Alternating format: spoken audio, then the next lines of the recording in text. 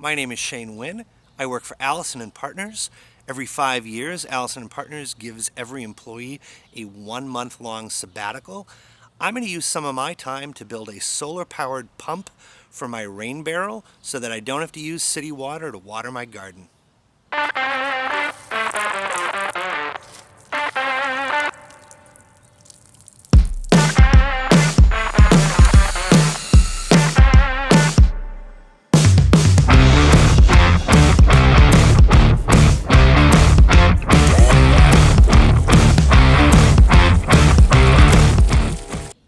So here we are in the backyard, and as you can see, I've got a number of gardens that all need regular watering.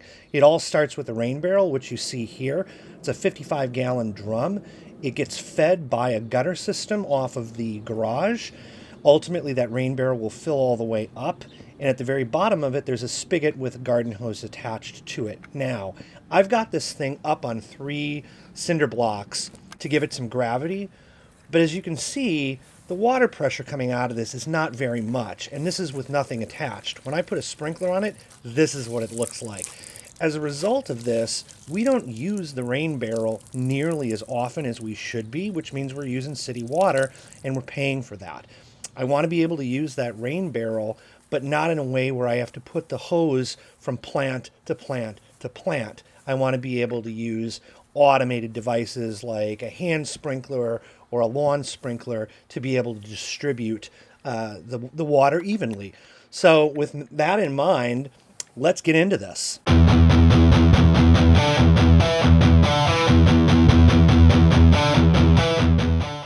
So the first thing that we're going to need to do here is mount this solar panel straight onto the fence. Now I already took a couple steps here. I mounted it to a deck spindle. You can see the very top of that spindle is at a 45-degree angle. That is pre-cut at Home Depot, and it is perfect for mounting a solar panel at 45 degrees. And then for the base of it, I used a simple shelving bracket. From here, what I'm going to do is drill 5 pilot holes to be able to get this thing mounted nice and securely onto the fence. Once I've got those 5 holes drilled, what I'm going to do is take this off a second. I'm going to use a larger drill bit and drill straight through those holes again, making them bigger so that the decking screws, the 3-inch screws that I'm going to use, can just slide straight on through like that.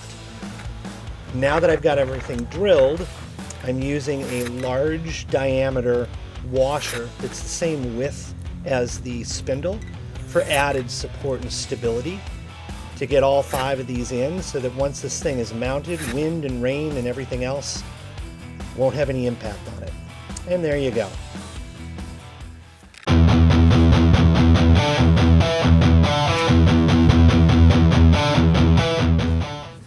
So now I'm going to place the tote, which is going to hold the solar controller, the battery, and the pump itself. And that'll be so that it stays out of the elements, because I can put a top on that. And I'm going to put it up on cinder blocks, as you can see here, to get it off the ground, but also so that I can drill a couple holes in the bottom of it and route the inlet hose and the outlet hose so that if it rains, no water is coming in, but I'm still able to have an access out.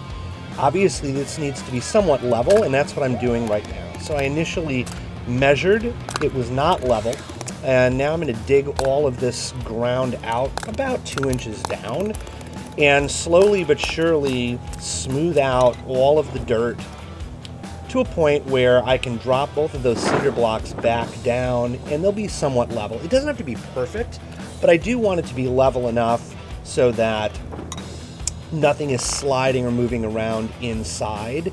And in a few minutes, we'll see what it's going to look like on the inside of that tote. But for now, this is how I got everything set up and leveled so that I could get that tote in the right place and move on to the next phase of this project.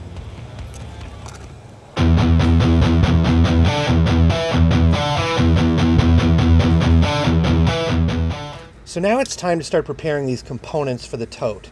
There's the 12-volt battery that's going to hold the solar charge, the 12-volt pump that's going to push the water out, and the brains of the operation, which is a solar charge controller that is going to manage all of this together. Now, I need to keep this above the base so it doesn't get wet, but also as close to the battery as possible. In order to do that, I'm going to build a small stand that's going to stand right over the top of the battery.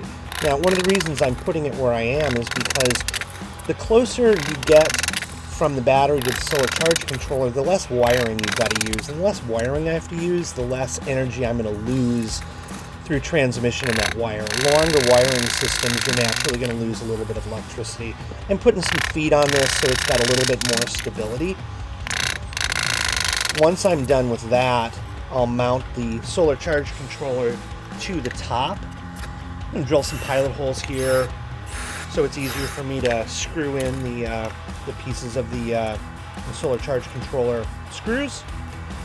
And once we're done there, we're going to move on to the water pump and connecting all of these components together into a system.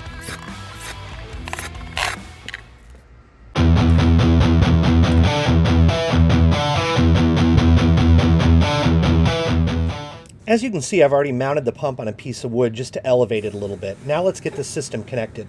First thing we're going to do is connect the solar controller here to the battery. You'll see a battery icon in the middle there with a positive and a negative icon next to it. Those are for 12 gauge wire that's going to go from that solar controller to the positive side of the battery and to the negative side of the battery. Red for positive and black for negative. The first thing we need to do is remove a little bit of the material from the outside of the wires so that you've got a clean connection in to the solar controller. So what I'm doing right now is using my wire cutters to take about 8 millimeters or so off so it's a nice clean connection in. So now that I've got both the positive and the negative into the solar connector, I'm going to measure out how much I need to get to the battery so it's a nice tight line. I'm going to do the same thing on the other ends of the wires to get the material off, but this time what I'm going to do is I'm going to use circular connectors. I'm going to crimp them onto the wire for a more permanent and insulated connection, and then they're going to screw straight onto the battery with the bolts that were provided by the battery manufacturer. So I'm going to put the negative on first, get that on, and then for some reason I decided I wanted to wear gloves for protection, so I'm finishing the job here with the gloves on. Now I've got the battery connected, it's tightened down, and as you can see, it's receiving a volt, so let's go outside.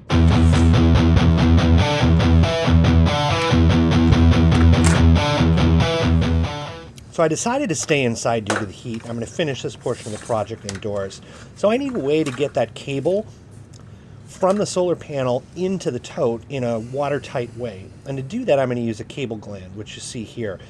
These cable glands, basically you drill a hole through whatever it is you want to route a cable through. They'll screw into that hole. You have to make sure it's the right size. And the cable runs through it. And then on the other side is a nut that allows you to tighten it down. And then from there, there's a grommet inside on the front end that also tightens to hold the cable airtight and watertight. So I'm going to install this cable gland kind of high up on the tote and route it directly into the solar controller. And to get it mounted, I'm going to use a step drill bit, which you see here. This allows me to progressively make a wider hole to be able to find the right width hole to be able to fit this particular cable gland in. So I just go step by step.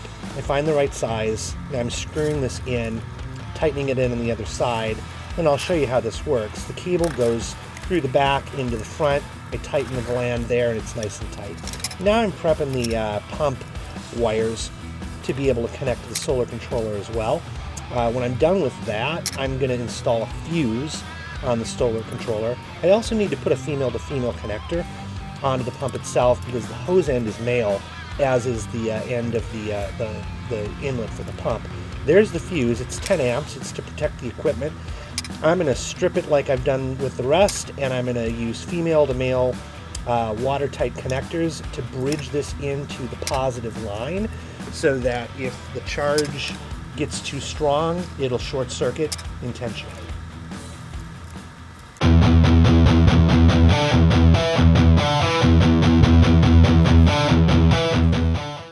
right, we're finally back outside and ready to finish this up. The first thing I need to do is get that cable through the cable gland in order to connect the solar panel to the charger controller. I'm going to cut those wires and do that in a second. Tighten that seal down. Make sure that it's good and tight. Yep, looks good. And we're going to watch the filter, the pump, and the hose installation right now.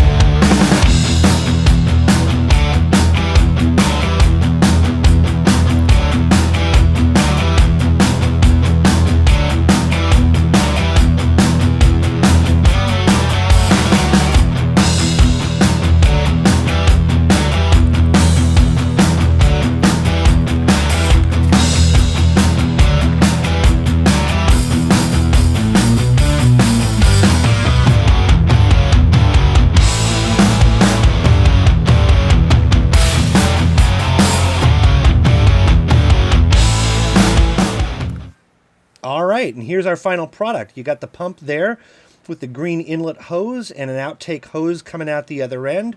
Solar controller is completely connected. Let's test this system. Open up the spigot. Water's flowing in. Got pumps running. Oh yeah. That is a much stronger stream.